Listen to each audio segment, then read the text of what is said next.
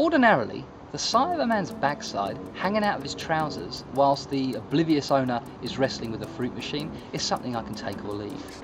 In a similar way, a girl squeezed into an inner tube and high heels, cackling away like Fran Drescher on crystal meth, is something I find distasteful. And yet I, like millions of other Londoners, though promised sights just like this, can't stay out of pubs, bars and drinking holes all over the place. But why?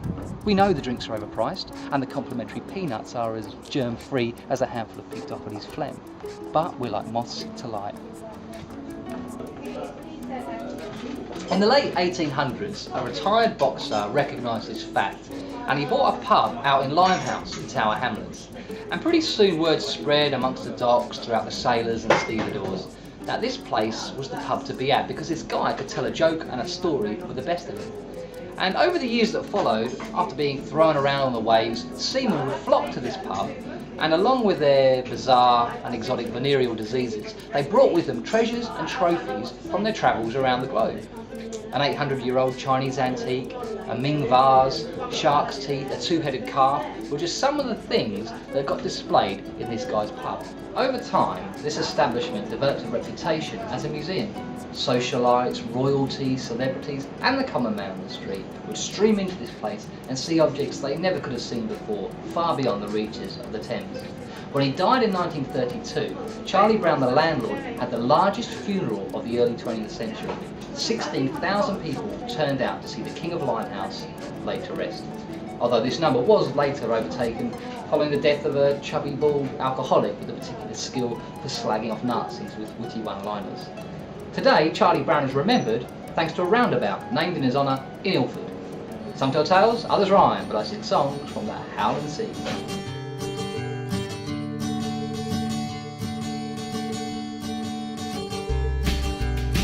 Hear Charlie at the closing bell, tall, short and winding tales for those who've made their home down at the old dock road.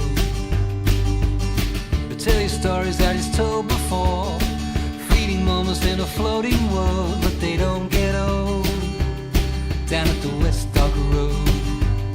And he drinks with kings and Hollywood queens, drunken stevedores from the Limehouse street, and those walls they sing of what might have been, shows of wipe the slate and clean the stain,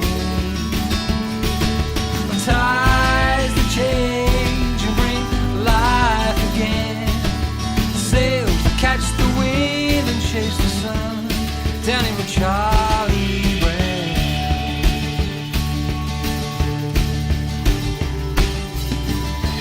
Charlie on a roll again, last bubble like French champagne, it will feed the soul down at the old dock road. 'Cause outside a man is put to test among a howling sea of human wrecks, but if it gets too cold to the old dock road, there's Charlie with the barrel boys, men who chase the vogue, ghosts who chase the whispering Oriental smoke, and those walls they sing of what might have been, shows the wipe the slate and clean the stain, ties that change and bring life again, sails that catch the wind and chase the horizons lay in front of them, sprawl in front of them.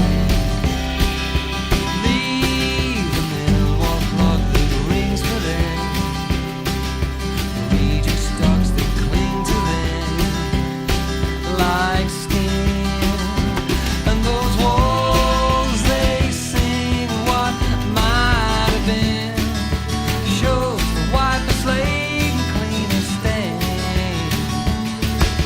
ties that change and bring life again, sails that catch the wind and chase the sun, down here with Charlie Brown,